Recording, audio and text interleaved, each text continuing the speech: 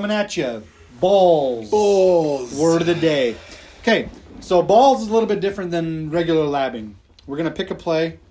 We'll go with double ins. It has that nice post route over the top that if there's one safety, you can get a one-play touchdown. I don't like those other in routes, but you can change those up. And what you do is you go random play. So, oh, wow, perfect. We got one high safety. So we either got cover 1 or cover 3. We got, let's see, 8 people in the box. So that's B, box for balls. You got 4 guys close to the line, and you got 4 guys a little bit back further. Now, we could audible to a run if they're all blitzing, if they were close to the line, because their run fits are going to be screwed up. You're going to have some definite holes to run through. But with some depth, they can get some angles and get some speed coming. It's not really a good... I don't feel comfortable, even though the computer says it's open. You got too many guys that can crash down and wreak havoc on your run. So I wouldn't audible to that. It showed green on that left side, but you've got basically 4 guys on the left side and 5 guys ready to crash down on that run. Yeah, you got 4 blockers and 5 defenders. So what we'll do is we're gonna go ahead and try to one-play touchdown this play. So what I do is I go to audibles. I motion Sanders out, put him on a comeback. Then hopefully that'll suck that corner down just enough to get over the top with Goodwin. If you're playing a human opponent, he might deep half that. So it's different with when you're playing different people, obviously. But that's the potential of the play. I like Kittle's route going across the field. It's really just an option to throw to if nobody else is open. We're going to block both of our running backs. Then we're going to do our line protection. What are we going to do? Shift the line to the right? Yeah, we'll shift it so we can get a good rollout. And then we don't generally like to double team guys that are standing up because they're not a definitive pass rusher. He could fall back into coverage, and that might screw up your blocking assignments, but we're going to do it anyway. So then we're going to hike the ball and try to roll out. Okay, we roll out nicely. We get plenty of time. And boom, good one. Look at that. Touchdown. Pam. Easy. Pam, I said. Pam. What does that mean? So there we go. We got Goodwin over the top for a touchdown. So that worked out absolutely perfectly. So now what we're going to do is dissect it, what exactly happened and why it took place. So we hiked the ball. We got 4 guys rushing in. These 2 linebackers, as you see, were probably designated for the running back. So right here, I'm assuming man coverage. Yeah, definitely man coverage. So now they become spies. And now they're just out in la-la land doing nothing. Useless. Yeah, useless. Absolutely useless. So that corner broke down on the comeback a little bit, enough to get Goodwin over the top. So you see those three defenders are completely useless. They have no play no obligation to the play or anything. You got Kittle over to the left, throwing his hands up, basically a tantrum. You're not open, bro. Yeah. I know you're a tank, but that's not open. I think he can get it. He might, but he might also get his bell rung because the guy's coming right on his back. Mm-hmm. So we've got good protection. That's something you could throw if the protection breaks down, but it's a cross body and a cross field. It's kind of dangerous. So if you notice, the corner breaks down to honor that comeback. He has to, at least initially. If he was in a cover 3, he's still going to do that initially and then break off back to his deep third. Unless he's on a deep half, then he's just going to bail out. But he breaks down right as Goodwin's meeting up with the safety. He's even with the safety right there. And that's when you want to commit to throwing the ball. So he's even with the safety, and he's got a trailer. He's got his corner following him. So it's man. But Goodwin's got 98 speed. Jimmy Smith isn't keeping up with Goodwin. No. And that corner right here has no shot. He broke down. Even if he would have bailed on it right then, he has no shot. Yeah, there's no way. So right when I'm throwing the ball, he had just broke on the comeback route. And if you look at it, Goodwin's just got the speed. I'm trying to lock onto the ball. Sorry, guys. There we go. So Goodwin's got the speed. Against a human opponent, I could maybe click on and mash on the speed burst for extra speed. Right. Do a catch and go. But against the computer, there's no real need to. I think I click on right here beforehand, before the ball hits there. Nope, I don't. So I was pretty confident that we're just demonstrating the play. But against a human opponent, you're going to want to click on and get some more separation. Because right there, I slow down, catch the ball.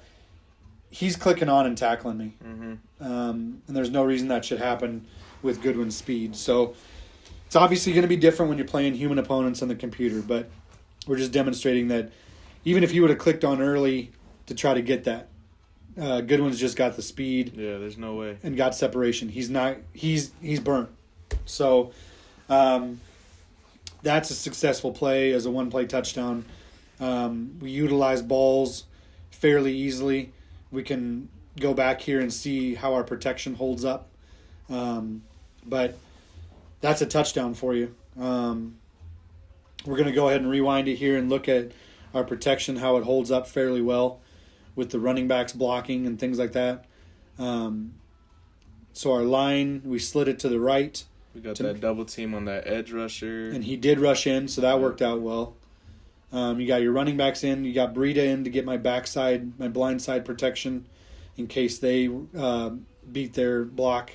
The rollout's fine. You're perfect. Right. I mean, it's just a perfect play. Right. It worked out really well. And then, oh my goodness, look at this dude. Who's that, Pierce? Yeah, that is. Look at the athleticism. Oh my God. That is a 310-pound hurdler. Look at it. Look at him. Let's click on him. Sorry. We'll click on Breida getting burnt here. But click on. Okay. Look at it. It looks like a reverse birth.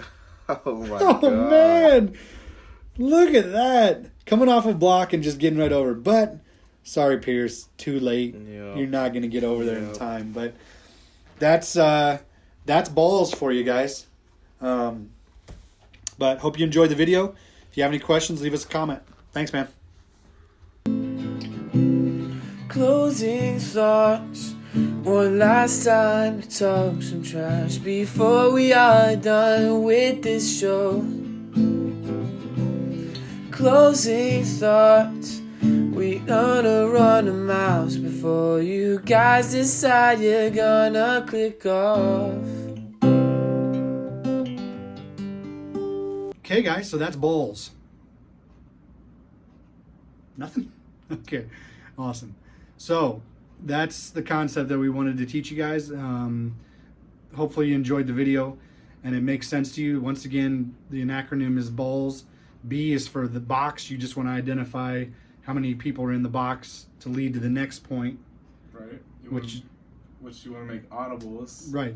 So if there's tons of people in the box, maybe you audible to something different. A quick route, a flat, a swing route for your running back, something like that. Oh yeah. That'd be a hot. Oh yeah. So, yeah. Okay. So clearly somebody didn't do the research. Okay. Somebody doesn't know what balls is. A is audible. So if you want to audible to a run, obviously if they're in like a, 3-man protect deep or like a prevent defense at the end of the game or end of the quarter, and you feel like you have a really good running back, especially with the run game the way that it is this year, audible to a run.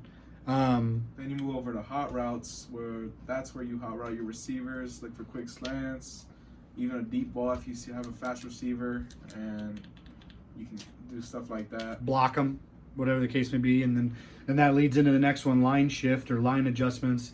If you want to double team somebody or if you want to roll out right, you want to shift your line, obviously. That's something you should do literally every single play, and I don't see a lot of people doing that. I mean, the line shift is pretty important, especially when you have some of the edge rushers that you have, or you have, like Aaron Donald on the inside or something like that can wreak havoc on your line adjustments. And then you got to snap the ball and make sure that you're safe. Prioritize throwing the ball away rather than just taking the sack. Right. Make a couple reads and throw it away. And then the final one is actually, obviously post-snap is safety. You identify, if you have two safeties up top and one's crashing down, primarily probably a cover 3 or maybe cover 1, or you're going to have that one high safety, so then you can in your mindset of labbing who you're going to throw to based on that. So that's basically the video. I mean, like I said, if you utilize that, you will make strides in the game faster than somebody that's just picking up the paddle and just pushing a bunch of buttons. I mean, you're really going to start to break down. If you want to play people online, you're going to start playing them. They're going to get frustrated because they're used to a lot of people playing, hitting a big touchdown over the top and slinging the ball around it. But if you systematically drive down the field, I've found in playing online, it frustrates a lot of people. They start making mistakes. They start, getting out of their game plan or whatever, or really telegraphing what they're going to do on defense. And then you can really start playing them. They'll send a lot of heat at you. It's just the easy technique to get into the other player's mind, really. Right. And that factors into, like, for instance, when I play, I have a couple of different schemes that I run. Like, initially start out the game with some tight formations, a lot of tight ends, and run the ball and see if I can establish the run game. Basically, what you would do in a real football game is try to establish the run, try to, get some rhythm going and this and that and the other. And a lot of people don't play like that. So then all of a sudden he wants to just, put his defense out specifically for that and really sell out each play. And that's when you start doing some other things. You utilize the A and the H out of balls, and you start doing some hot routes that he's not ready for, or some audibles. But you weren't even ready for that. But that's the type of thing. I mean, honestly, if you really start doing it, it'll make you a better player. So hopefully you enjoyed the video, and hopefully it makes sense to you. If it doesn't, or if there's something that still doesn't quite jive with you, just leave us a comment. Or if you have some other questions on something you're stuck on, leave us a comment and we'll definitely address it. Stay tuned, more videos on the way. That's right.